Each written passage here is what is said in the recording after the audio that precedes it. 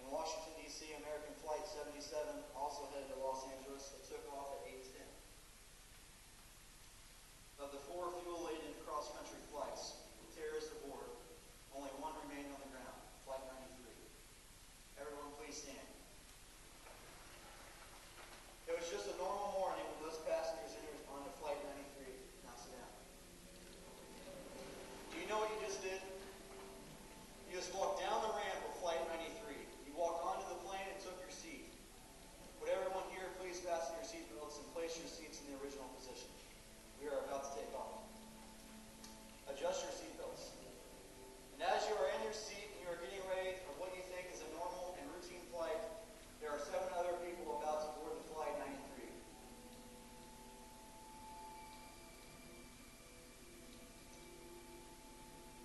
The first one is a man by the name of Mark Bingham. He's 6 feet 5 inches, a former rugby player on a national championship team. He once faced down an armed murder on the streets of San Francisco. He was a gutsy guy, a risk taker.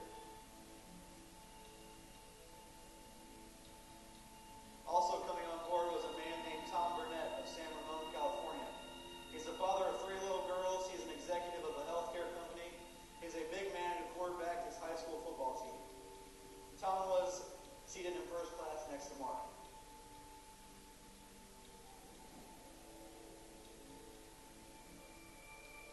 Now coming on board is the third person, Jeremy Glick.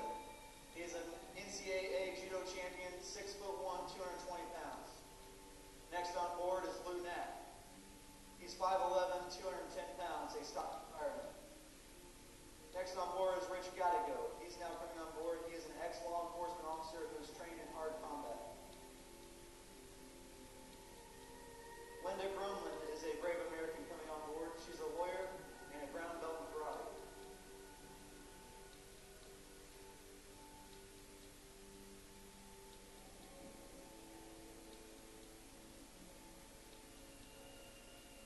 And lastly comes Todd Beamer. Todd is 6 feet, a good athlete. He's a leader of a young corporation, Oracle. There are 27 passengers and coach, 10 in first class. Flight 93 is scheduled to leave at 8 a.m. from Newark. There are 5 flight attendants on board. Ladies and gentlemen, please prepare yourself because the flight is about to go down the runway. As the plane begins to taxi down the runway, suddenly the plane begins to lift and take off. Flight 93 continued climbing to its cruising altitude and headed west across New Jersey to Pennsylvania. It was just a normal flight for the first 43 minutes. Everything was going smooth. But 43 minutes after Flight 93 was airborne, something happened in New York City that would change the world. At exactly 8:43 a.m., the first plane filled with terrorists crashed into the World Trade Center. A few moments later, the tragedy in New York, a 911 operator received a call. On the line was Todd Beamer. Tom begins to describe what happened on the air in Flight 93. He said that terrorists had killed the pilots. He said they had been hijacked and the plane had begun to lean to the left and then to the right. And then he described the plane was tilting down and for a moment it seems like it was going to crash. Then control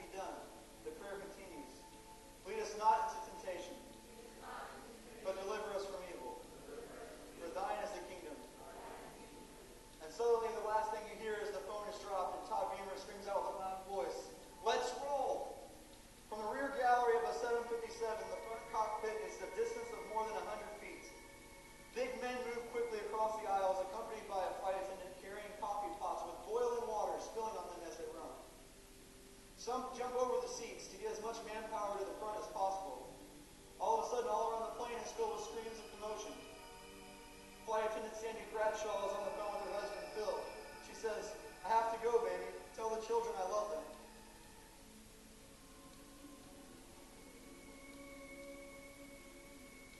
Now Elizabeth Wayno, who has just borrowed a cell phone from another passenger, is talking to her stepmother. "Tell the children that I love them. Tell my husband that I love them." Someone cries out, "Let's get him."